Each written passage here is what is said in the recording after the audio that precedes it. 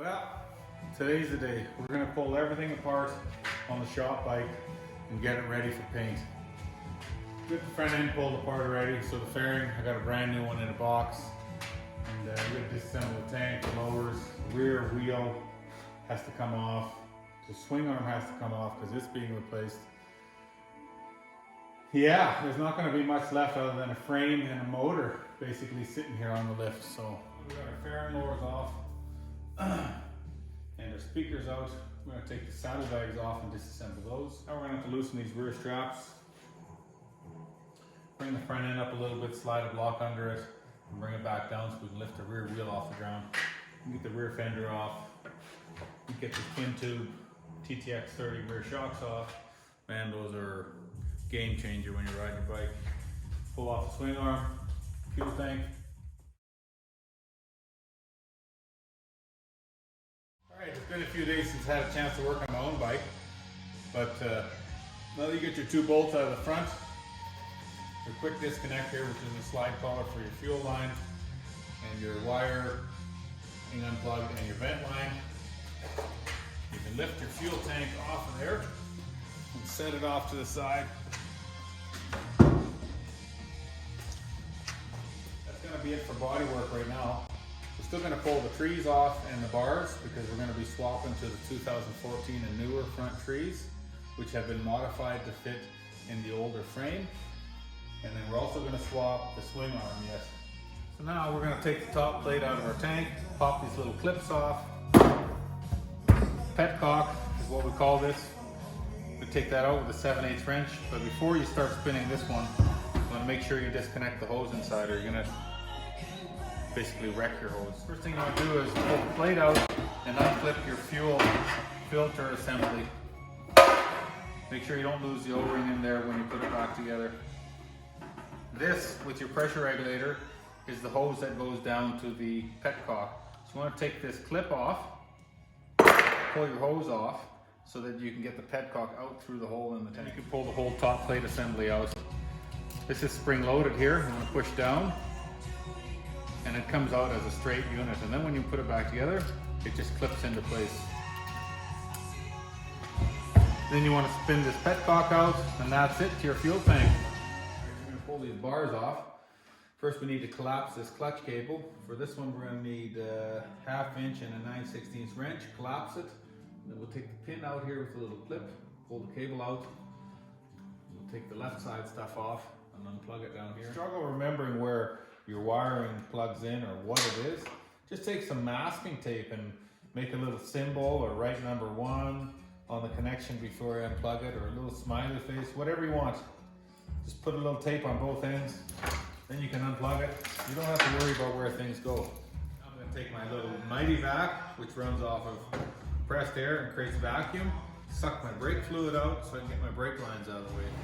Now with a 3/8 12-point socket, we're going to pull our brake lines off, calipers, and I'm using this impact wrench because the brake caliper isn't mounted anymore. That way it just spins off nice, just like that. Go over here with our T27 and take our clutch master perch off. Set this down here and take that brake line off too. Now we got our brake line assembly off, and please make sure you don't get any brake fluid on anything that's painted. It doesn't take much for brake fluid to loosen up your paint and eat it right off. Right now you have your hand controls unplugged. We're going to take a 3/4 inch socket on an impact. We're going to hold on to these bars and just take them out through the bottom of our top riser.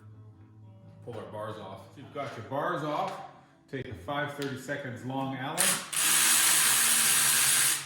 pull the Allen bolts out of your ignition switch. Carefully pull that out there. We're not going to be reusing this again, so if anybody needs a road glide ignition switch, let me know. The T-bars that I pulled off here are 14 inch. Those are also for sale. They're not going to be used again. Trees are coming off. We're not going to use them again. To get rid of them, you can take a chisel and a hammer. Just flatten out that locking tab and take that nut off. It's 1.5 inches. Doesn't take much to loosen that. Spin that nut off. That'll loosen only your top tree.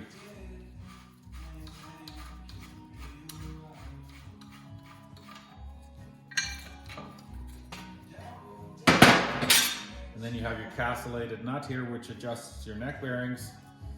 You're gonna spin that off and drop it out too. Now that we've got our trees out, we're gonna really clean the grease out of this neck really good, if you have any grease. I've taken lots of bikes apart. There's no grease in the neck bearings at all. So yeah, we're gonna clean all that grease out. This one's got plenty. We're gonna pound out our old bearing races, and we're gonna put our new bearing races back in there. All right, got these collars here. We've got the grease cleaned out.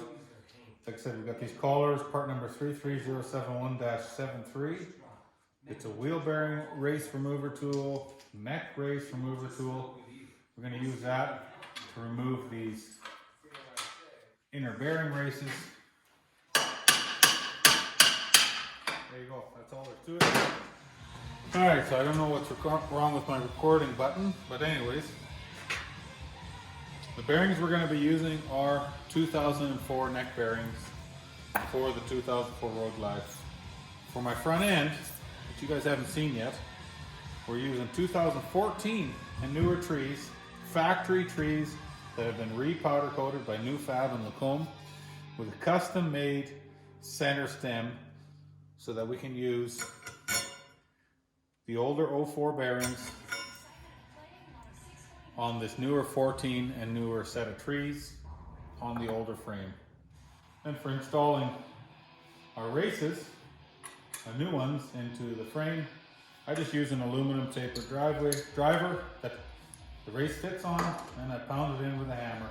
Just make sure you start it straight, and you'll hear it when it's seated. Then you're going to take your greased bearing and drop it in the top. Newer bearings that I use as a kit, they come with a seal to seal your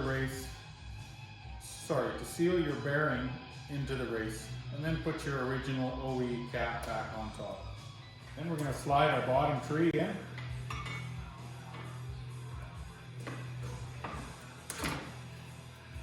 And spin the nut on. And for now we can just leave that loose. So we slide our fork legs in there. Or you mean as a complete assembly, and then we'll set up our bearing end plate later on. And then you can set your top tree on loose. We're going to have to find our hardware that we took out earlier before powder coating and get that ready. Your rubbers that used to go around your older, smaller forks, you're going to have to find those, and you're going to have to modify them to fit around the bigger fork tubes, because you're still going to need them, because that's just how this bump stop works.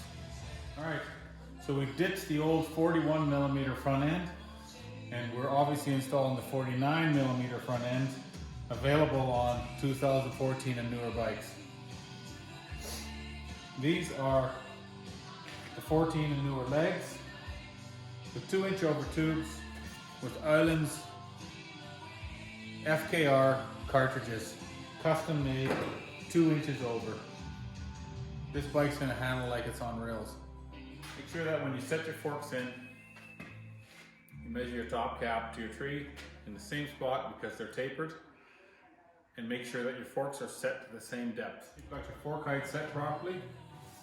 You're going to tighten your top pinch bolts to 18 foot-pounds. Now you're going to set your bearing end play or tightness with your bolt or your nut up here to factory specs. For liability reasons, I'm not going to tell you how to do it because I set it up a little bit different than factory specs. So you're going to have to look that up. Then once you've got your bearings set up, you're going to tighten your lower pinch bolts also to 18 foot-pounds. And then lastly, your pinch bolt here for your top adjustment nut. I'm going to make sure you don't forget to tighten that up. It's entirely up to you. Some of these touring models have a grease nipple. I like to fill my neck up with grease. So now we're here, we might as well put our upper fairing mount on.